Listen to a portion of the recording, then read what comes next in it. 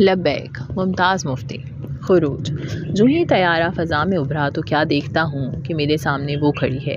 اسے دیکھ کر میری آنکھیں کھلی کی کھلی رہ گئیں۔ پہلے تو میں حیران ہوا، یا اللہ یہ کون سی مخلوق ہے۔ گزشتہ 18-20 دنوں میں کوئی عورت میری نگاہ سے نہیں گزری تھی، سنڈیاں ہی سنڈیاں۔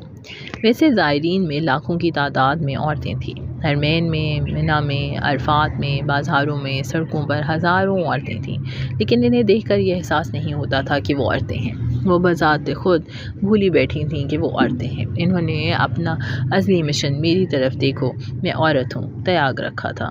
سرزمین حجاز پر قدم رکھتے ہی نہ جانے انہیں کیا ہوا تھا، گویا بھیڑوں میں نہ تو ڈنک رہا تھا اور نہ بھوں بھوں کرنے کی صلاحیت۔ پتہ نہیں کس قانون کے تحت بھیڑ پھر سے سنڈیوں میں بدل گئے تھے۔ لاکھوں سنڈیاں سرزمین حجاز پر رینگ رہی تھیں۔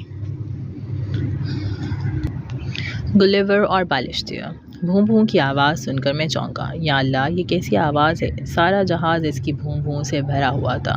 میں نے سر اٹھا کر اس کی جانب دیکھا، ڈنکوں کی ایک بوچھاڑ پڑی۔ اس وقت میری کیفیت گلیور کی سی تھی۔ گلیور پاکیزگی کے رسوں سے بندھا ہوا تھا اور وہ بالشتنی تھی جو اپنی کمان سے ننھے تیر برسا رہی تھی۔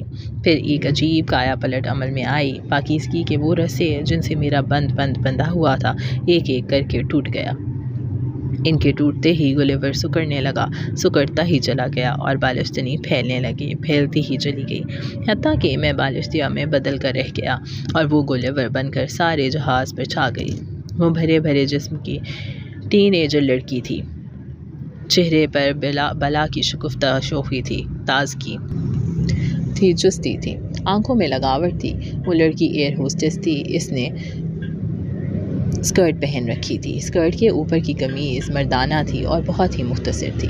گوریاں، ظاہر تھا وہ میم ہے، لباس اور انداز میں میم ہی میم رچی بسی تھی۔ بلا کی گوری تھی لیکن اس کا گورا پن میموں سے ہٹ کر تھا۔ مجھے میم کا گورا پن بالکل پسند نہیں، پتہ نہیں کیوں۔ خاتون سراسر گوری ہو تو جتنی گوری ہوگی اتنے ہی جسم کے مسامات ڈھیلے ہوں گے، پنڈے کو کس کر رکھنے والی تنابوں میں پکڑ نہیں ہوگی۔ اسی وجہ سے میموں کے جسم پھسپھسے ہوتے ہیں۔ وہ گوری ہونے کے باوجود پھسپھسی نہیں تھی۔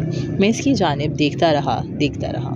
میں بھول گیا کہ کہاں سے آیا ہوں، کہاں جا رہا ہوں۔ دفعتاً میں چونکا۔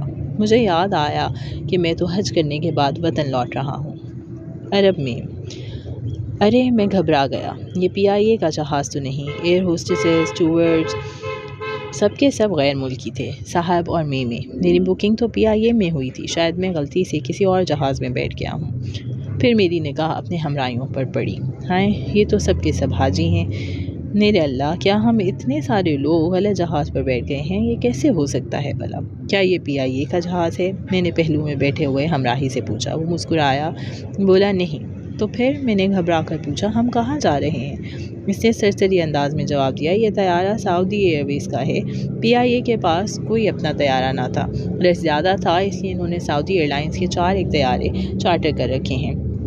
اوہ، میں نے اطمینان کا سانس لیا، لیکن طیارے کا اسٹاف تو یورپین دکھتا ہے۔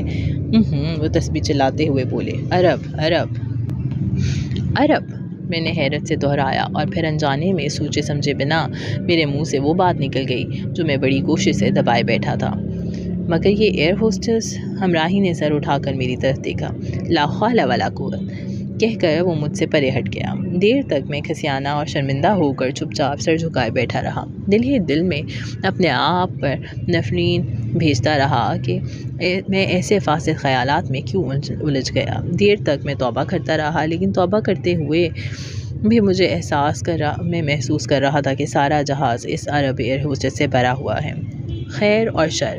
پھر مجھے خیال آیا کہ میں اسے کسی فاسد خیال سے تو نہیں دیکھ رہا تھا، میں صرف مشاہدہ کر رہا تھا کہ اس میں ہوس کا عنصر نہ تھا۔ ایک روز میں نے قدرت سے پوچھا، یہ جو اللہ والے لوگ ہوتے ہیں یہ عورت سے کیوں گھبراتے ہیں؟ گھبرانے سے آپ کا مطلب؟ وہ بولے، زیادہ تر بزرگ تو عورتوں سے ملتے ہی نہیں، ان کے دربار میں عورتوں کا داخلہ ممنوع ہوتا ہے۔ یہ تو ہے، وہ بولے، سرے راہ چلتے ہوئے کوئی عورت نظر آ جائے تو وہ گھبرا کر سر جھکا لیتے ہیں، ان کی اس گھبراہٹ میں خوف کا عنصر نمایاں ہوتا ہے۔ وہ عورت سے ڈرتے کیوں ہیں؟ شاید وہ اپنے آپ سے ڈرتے ہوں، قدرت نے کہا، لیکن وہ تو اپنے آپ پر قابو پا چکے ہوتے ہیں، اپنی میں کو فنا کر چکے ہوتے ہیں۔ اپنے آپ پر جتنا زیادہ قابو پا لوں اتنا ہی بے قابو ہونے کا خطرہ بڑھ جاتا ہے۔ آپ کا مطلب ہے شر کا عنصر کبھی پوری طور پر فنا نہیں ہوتا۔ شر کا عنصر پورے طور پر فنا ہو جائے تو نیکی کا وجود ہی نہ رہے۔ چراغ کے جلنے کے لیے پس منظر میں اندھیرا ضروری ہے۔ میں نہیں سمجھا۔ مجھے ان جملوں سے کتاب اور دانشوری کی بو آتی ہے۔ انسان میں جوں جوں نیکی کی صلاحیت بڑھتی ہے توں ساتھ ساتھ شر کی ترغیب بڑھتی ہے۔ شر کی ترغیب نہ بڑھے تو نیکی کی صلاحیت بڑھ نہیں سکتی۔ سیدھی بات کیوں نہیں کرتے آپ؟ قدرت میری طرف دیکھنے لگے کہ تمام قوت کا منبع شر ہے، نیکی میں قوت کا عنصر نہیں۔ اللہ کے بندوں کا کام ٹرانسفارمر جیسا ہے، شر کی قوت کا رخ نیکی کی طرف موڑ دو۔ شاید آپ ٹھیک کہتے ہیں، قدرت نے جواب دیا۔ آپ اپنے بیان میں شاید کی کلی کیوں ٹانک دیتے ہیں؟ وہ مسکرائے۔ اس لیے کہ علم کل صرف اللہ کی ذات ہے۔ وہ تو ہے، میں نے کہا، لیکن ان اللہ والوں کا کچھ پتہ نہیں چلتا۔ کچھ ایسے بھی ہیں جو عورت ہوئے چیلنج کو قبول کرتے ہیں، اس کے ساتھ میل جول سے نہیں گھبراتے، عورت سے قوت مستعار لیتے ہیں اور پھر اسے اللہ کی طرف لگا دیتے ہیں۔ کیا مطلب؟ وہ بولے۔ کتنی ہیرا پھیری ہے کہ کوئلے جسم سے مستعار لو اور ان پر روٹی پکاؤ اللہ کی۔ قدرت کہا مار کر ہنسے۔ آپ کا بھی تو یہی وتیرہ ہے۔ وہ چونکے۔ میں نہ 3 میں نہ 13 میں، میری بات چھوڑیے۔ میں ایک ایسے درویش کو جانتا ہوں جنہوں نے زندگی بھر شادی نہ کی۔ ان کا یہ دستور تھا کہ ہر تیسرے چوتھے مہینے ہیرا منڈی جاتے، کسی کو بک کرتے، عالم برہنگی میں ایک دوسرے کے روبرو بیٹھ جاتے۔ جب خواہش اپنی شدت کی انتہا پر جا پہنچتی تو وہ اللہ کی طرف دھیان موڑ لیتے، جسمانی خواہش ختم ہو کر قلب میں ڈھل جاتی، پھر وہ الحمدللہ کا ورد کرتے ہوئے چوبارے سے اتر آتے۔ یہ تیرا پر اسرار بندے۔ قدرت مسکرائے۔ وہ خاموشی، یہ خاموشی۔ میں نے طیارے میں بیٹھے ہوئے زائرین کی طرف دیکھا، وہ سب خاموش تھے۔ اس روز جب ہم طیارے میں بیٹھ کر کراچی سے جدہ جا رہے تھے، اس روز بھی طیارے پر خاموشی چھائی ہوئی تھی۔ وہ خاموشی اس خاموشی سے کس قدر مختلف تھی۔ اس خاموشی میں امید تھی، تقدس تھا، اس خاموشی میں اضطراب تھا، ہوس تھی۔ وہ خاموشی اللہ کے حضور میں حاضری دینے کے شوق سے بھری ہوئی تھی۔ اس خاموشی میں کچھ پانے کی تمنا تھی، اس خاموشی میں پا لینے کا ضیم تھا۔ ان کے چہروں پر خوشی کی سرخی تھی کہ کب کراچی پہنچے، حاجیوں کی گاڑی میں بیٹھے، گاڑی ہر اسٹیشن پر رکے، پلیٹ فارم پر ہجوم ہو، لوگ ان کی زیارت کے لیے بےتاب ہوں، عوام کی ان کی طرف مسرت سے دیکھیں، ان کے ہاتھ چومیں، بلائیں لیں، تقدس بھری نگاہیں انہیں گھیرے رکھے، گردنیں پھولوں سے لد جائیں، منہ زبانی اظہار عجز کے باوجود وہ تقدس کے تخت پر بیٹھ جائیں، مورچھلیں حرکت میں آ جائیں۔ جہاز چلتا رہا، چلتا رہا۔ ہوسٹس چھائی رہی، زائروں کے دل دھڑکتے رہے، حتیٰ کہ کپتان کی انگریز نما آواز گونجی، پیٹیاں باندھ لو، سگریٹ بجھا دو، ہم کراچی ایئرپورٹ پر اترنے والے ہیں۔ زائرین کی باتیں کھل گئیں، بیگ، لوٹے، کمبل، ٹوکریاں بازوؤں تلے لٹکنے لگے، الحمدللہ کی سرگوشیاں گونجیں۔ جہاز رک گیا، جہاز سے اتر کر ہم کناتوں سے بنے ہوئے ایک وسیع احاطے میں لے جایا گیا۔ لاؤڈ سپیکر سے اعلان ہو رہا تھا، یہاں اپنے سامان کا انتظار فرمائیں۔ منو جی مہاراج۔ جو ہی زائرین نے کراچی ایئرپورٹ کے اس احاطے میں قدم رکھا، دفعتاً ایک کایا پلٹ عمل میں آئی۔ حج پر روانہ ہونے کے وقت جب ہم نے کراچی کو خیر بات کہا تھا تو زائرین نے اپنے اپنے عہدے، سماجی مقام، اپنی اپنی حیثیت، ذات پات، سب امتیازات، تمغے، ترے اور سندیں اتار پھینکے تھے، اور سب نے زائر کی حیثیت اختیار کر لی تھی۔ 15-20 دن سرزمین حجاز پر کوئی صاحب نہ تھا، کوئی سرمایہ دار نہ تھا، کوئی سید نہ تھا، کوئی آقا نہ تھا۔ وہاں صرف اللہ تھا، اس کا رسول صلی اللہ علیہ وسلم تھا، اور باقی بندے ہی بندے۔ وہاں مفلس و محتاج، غنی، سب ایک تھے۔ واپسی پر کراچی ایئرپورٹ پر قدم رکھتے ہی گویا منو جی مہاراج نے اپنا منتر پھونکا اور حاجیوں کی کایا پلٹ ہو گئی۔ کسی نے چھاتی پر اتنا بڑا تمغہ لگا لیا اور چھاتی تن گئی، کسی نے گردن پر وہی پرانا کرف لگا لیا اور گردن اکڑ گئی، کوئی صاحب بن کر انگریزی ایکسنٹ میں سبحان اللہ کرنے لگے، کوئی سید بن کر داڑھی میں خلال کرنے لگے، کسی کو دفعتاً یاد آ گیا کہ ارے میں تو کلرک ہوں، اور اس کی گردن ڈھلک گئی، کوئی تن کر کوئی VIP بن گیا۔ اس کایا پلٹ کے بعد احاطے میں گلیور اور باشتیب تھے، برہمن تھے، شودر تھے، حاکم تھے، محکوم تھے، نہ کوئی زائر تھا نہ حاجی۔ دھند لگا، احاطے میں پہنچ کر میں یوں ڈھیر ہو کر گر پڑا جسے غبارے سے پھونک نکل جائے تو وہ چچڑا بن کر رہ جاتا ہے۔ گزشتہ 20 دن سرزمین حجاز پر اپنے نمائشی عجز کے باوجود میں ایڑیاں اٹھا کر چلتا پھرتا رہا تھا۔ کیوں نہ ایڑیاں اٹھا کر چلتا؟ میں سعودی حکومت کے خصوصی مہمان کا ساتھی تھا۔ میرے لیے پوش ہوٹلوں میں کمرہ ریزرو تھا، وردی میں مربوط بیرے میرے ارد گرد سر یس سر کرتے پھرتے تھے۔ پھر مسجد نبوی میں میں حضور اعلیٰ کے ایک ادنا غلام کی میت میں داخل ہوتا تھا۔ یہ حیثیت کوئی معمولی حیثیت نہ تھی۔ پھر جدہ میں مجھے سفیر صاحب سے ہاتھ ملانے کا اعزاز حاصل ہوا تھا۔ کراچی پہنچ کر دفعتاً مجھے اپنی اوقات یاد آ گئی۔ گرد و پیش پر ایک دھند لگا چھا گیا، روشنی کی کرن۔ پھر اس دھند لگے میں ایک کرن سی چمکی۔ میں نے سر اٹھا کر دیکھا، کرن نے ایک متبسم دلکش شکل اختیار کر لی اور وہ میرے روبرو کھڑی ہو گئی۔ میں گھبرا کر اٹھ بیٹھا۔ آپ کا بہت بہت شکریہ۔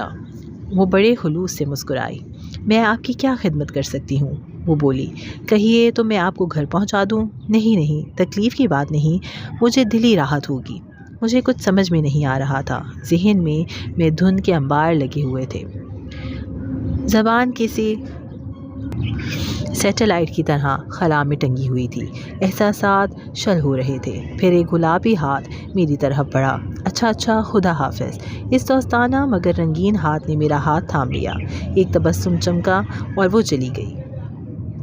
میرے پسینے چھوٹ رہے تھے۔ آپ سے کہہ دوں تو کیا حرج ہے کہ گو زندگی بھر میری تمنا رہی کہ کوئی خوبصورت خاتون مجھ سے بات کرے، ہاتھ ملائے، لیکن اگر کبھی یہ واقعہ عمل میں آ جائے تو میرے پسینے چھوٹ جایا کرتے ہیں۔ سوتا جاگتا، پھر ایک اتنی لمبی کالی سیاہ کار احاطے کے دروازے میں آ کھڑی ہوئی۔ 2 باوردی افراد لپکے، ایک نے دروازہ کھولا، دوسرے نے فرشی سلام کیا اور وہی خاتون کار میں سوار ہو گئی اور کار آواز پیدا کیے بغیر روانہ ہو گئی۔ ارے! میں چونک کر بیدار ہو گیا۔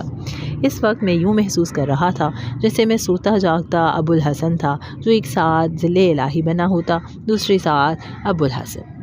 ارے!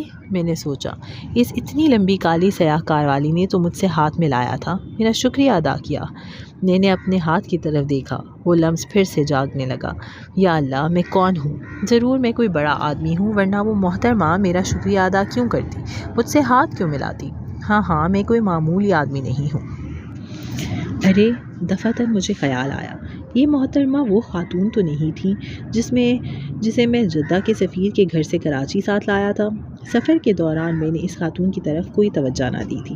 اگر وہ ایئر ہوسٹس سفر کے دوران میں مجھے بالشتیہ نہ بنا دیتی اور خود اسفنکس بن کر میری نسوں پر نہ چھا جاتی تو یقیناً میں اس خاتون کے وجود سے بے نیاز نہ ہوتا۔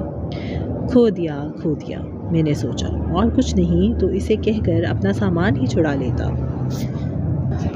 کیوں میں بیٹھنے کے عذاب سے بچ جاتا، کسٹم کے افسروں کی رعونت سے جان چھوٹ جاتی۔ کھو دیا، سونا ہی سونا۔ پھر میں اپنی باری کے انتظار میں سامان سامنے رکھے زمین پر بیٹھا رہا۔ پھر کسٹم کا ایک افسر مجھ سے پوچھ گچھ کر رہا تھا، یہ آپ کا سامان ہے؟ جی۔ کیا ہے اس میں؟ سامان ہے۔ سونا لائے ہو؟ اس نے مسکرا کر پوچھا۔ ہاں، میں نے سوچے سمجھے بنا کہہ دیا۔ وہ مسکرایا۔ کتنا ہے؟ ارے یہ میں نے کیا کہہ دیا، میں گھبرا گیا۔ افسر ازدرانہ انداز میں سے بولا، مجھ سے کہہ دیجئے، آپس کی بات ہے۔ جی، میں نے کہا۔ کتنا ہے؟ اس نے پوچھا۔ بہت ہے، میں نے کہا۔ کتنے تولے؟ تولوں ماشوں میں نہیں۔ تو پھر اتنا سونا لایا ہوں کہ حد و حساب نہیں۔ سامان میں ہے؟ میں نے نفی میں سر ہلا دیا۔ کہاں ہے؟ میں نے سینے پر ہاتھ رکھ دیا۔ یہاں۔ سونا دونا کوئی نہ تھا، لیکن اب بات کو نبھانا جو تھا۔ ہیشٹ اس وقت لاؤڈ سپیکر سے اعلان ہوا، ممتاز مفتی اگر آ گئے ہوں تو معلومات کے خیمے میں آ جائیں۔ ایک ساتھ کے لیے مجھے اپنے کانوں پر یقین نہ آیا۔ مجھے بھلا کون جانتا ہے یہاں؟ کسی کو میرے آنے کی اطلاع بھی تو نہیں؟ کوئی پھر سے اعلان دہرا رہا تھا۔ ارے باقی میرا نام پکارا جا رہا ہے۔ میری گردن اکڑ گئی۔ کسٹم کا افسر سکڑ کر بالشتیہ بن گیا۔ گلیور نے اس کی طرف تمسخر بھری نگاہ سے دیکھا۔ دیکھا ہم وہ سونا لانے والے ہیں جن کے مددگار باہر موجود ہیں، جن سے لمبی کاروں والی محترمہ ہاتھ ملاتی ہیں۔ ہٹ جاؤ، راستہ چھوڑ دو۔